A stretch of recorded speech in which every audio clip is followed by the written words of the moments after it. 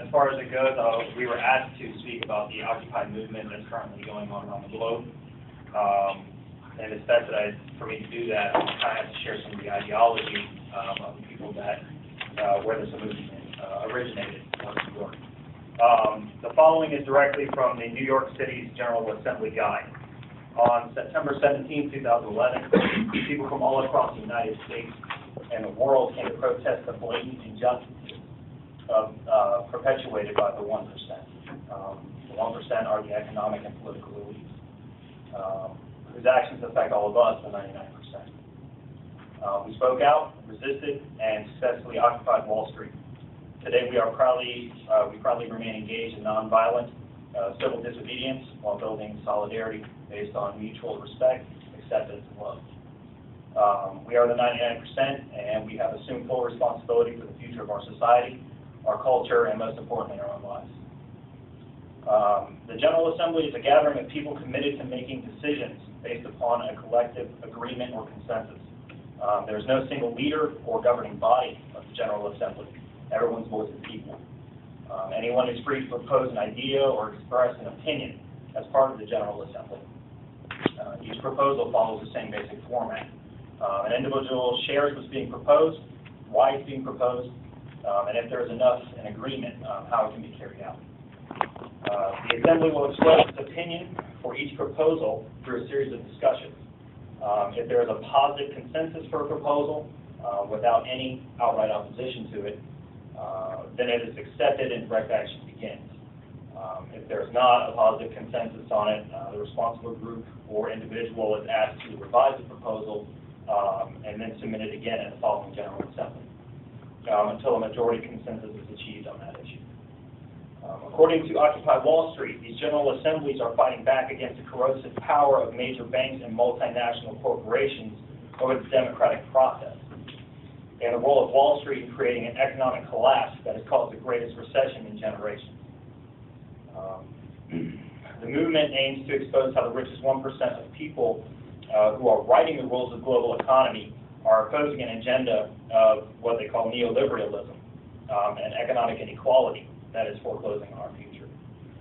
For those of you who don't know, neoliberalism is a market-driven approach to economics and social policy based on theories of economics that stresses basically the efficiency of private enterprises and liberalized trade on relatively open markets.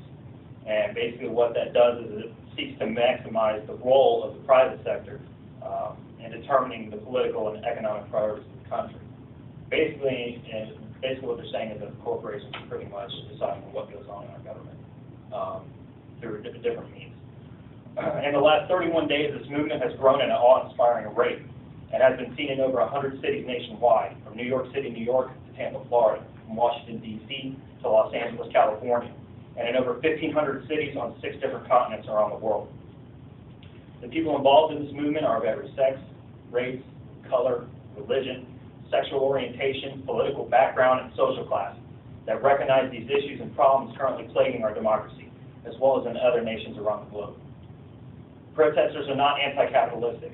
They just want all corporate influence out of government in every way, because they feel that corporations have caused the issues listed in the following declaration, as well as many others.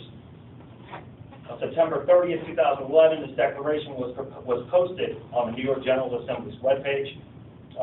That is the official website of the General Assembly at Occupy Wall Street.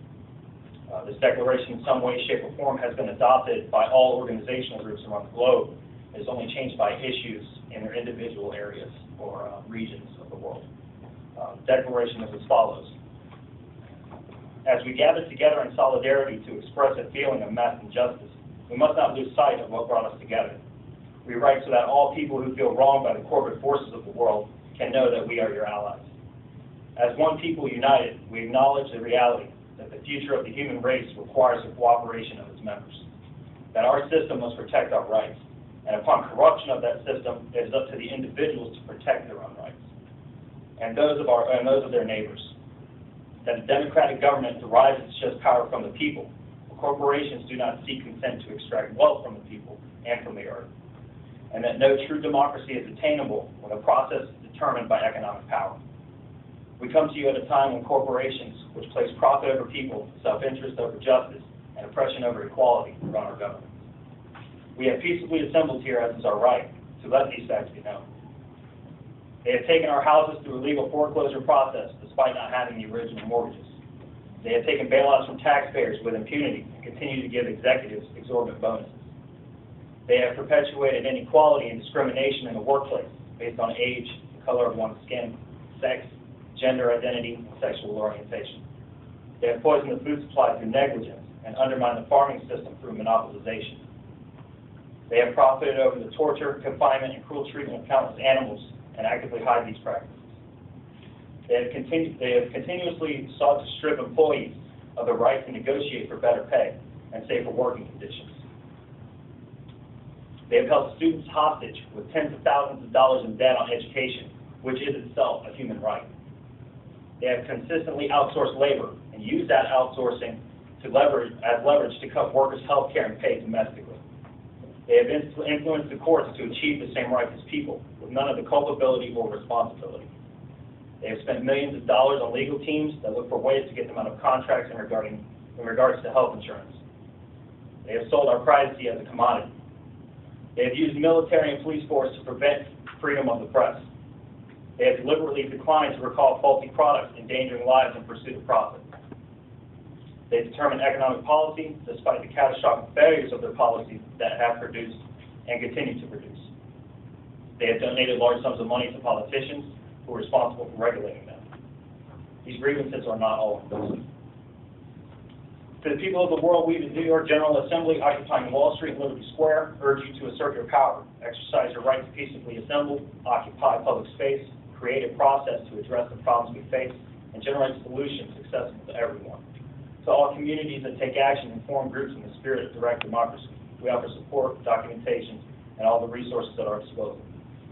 Join us and make your voices heard. Statistically, all of us here are the 99%.